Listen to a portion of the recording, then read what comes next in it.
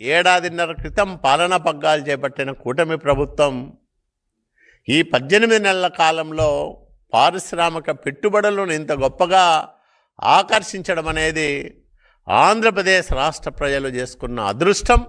ఇట్లాంటి నాయకత్వం ఈ రాష్ట్రానికి ఉండడం మనందరికీ కూడా గర్వకారణమని నేను మనవి చేస్తూ ఉన్నా. ఇన్ని రకాలుగా ప్రయత్నాలు చేస్తూ ఇంత పెద్ద ఎత్తున పెట్టుబడులను ఆకర్షిస్తున్న సందర్భంలో వైసీపీ నాయకులు జగన్మోహన్ రెడ్డి సారథ్యంలో నడుస్తున్న మీడియా సంస్థ ఇంకా ఈ పారిశ్రామిక పెట్టుబడులపైన రోజు విషం కక్కే ప్రయత్నం చేస్తూ ఉన్నారు. భూములు తక్కువ ధరలకు ఎందుకు ఇస్తున్నారు, ఇంత పెద్ద ఎత్తున పారిశ్రామిక ప్రోత్సాహకాలు ఎందుకు ప్రకటిస్తున్నారని పదే పదే విషం జిమ్మే ప్రయత్నం చేస్తూ ఉన్నారు జగన్మోహన్ రెడ్డి అండ్ కో. నేను ఒకటే విజ్ఞప్తి చేస్తూ ఉన్నా, ప్రజలు ఈ పెట్టుబడులపైన సంతృప్తిగా ఉన్నారు, హర్షం వ్యక్తం చేస్తూ ఉన్నారు, ఆనందపడతా ఉన్నారు, భవిష్యత్తు పట్ల భరోసాను కలిగి ఉంటా ఉన్నారు. మీ నీచ బుద్ధిని, మీ విష ప్రచారాన్ని స్వయంగా న్యాయస్థానాలే తప్పుపడతా ఉన్నాయి.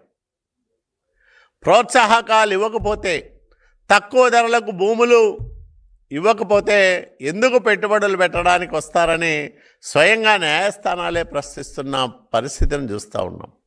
అయినా సిగ్గు ఎగ్గు లేకోకుండా నిరంతరం ఆంధ్రప్రదేశ్ రాష్ట్రానికి వస్తున్న పెట్టుబడులపైన విషం కక్కే ప్రయత్నం చేస్తున్న జగన్మోహన్ రెడ్డి అండ్ కోకు నేను ఒకటే చెప్తా ఉన్నా, మీ 5 సంవత్సరాల అరాచక పరిపాలనకు, విధ్వంసకర విధానాలకు, అట్లాగే చంద్రబాబు నాయుడు గారి పాలనా సామర్థ్యానికి, పవన్ కళ్యాణ్ గారి నిబద్ధతకు,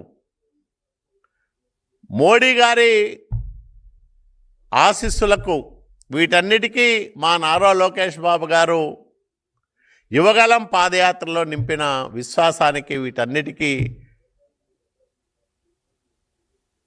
ప్రజలు చెప్పిన తీర్పే ఏడాదిన్నర కిందట మేము సాధించిన ఫలితాలు, నీకొచ్చిన 11 స్థానాలు. ఎక్కడో ఒక చోట పశ్చాత్తాపం కలగాల, ప్రాయశ్చిత్తం చేసుకునే దిశగా జగన్మోహన్ రెడ్డి ఆలోచన చేయాల. అట్లా కాకుండా తన పాత పద్ధతిలోనే విష ప్రచారానికి, సత్యదూరమైన ప్రచారానికి పాల్పడతా ఉంటే, ఇప్పుడన్నా 11 స్థానాలు ఇచ్చారు, రేపొద్దున నిన్ను నీ పార్టీని ఆంధ్రప్రదేశ్ రాష్ట్రంలో అడ్రస్ లేకుండా చేయడానికి ఆంధ్రప్రదేశ్ రాష్ట్ర ప్రజలు సంసిద్ధులు అవుతారు. జగన్మోహన్ రెడ్డి, నువ్వు ఈ వాస్తవాన్ని గ్రహించి పెట్టుబడులపైన విషం జిమ్మే కుట్రలను మానుకోవాలని ఈ సందర్భంగా జగన్మోహన్ రెడ్డిని నేను హెచ్చరిస్తా ఉన్నా.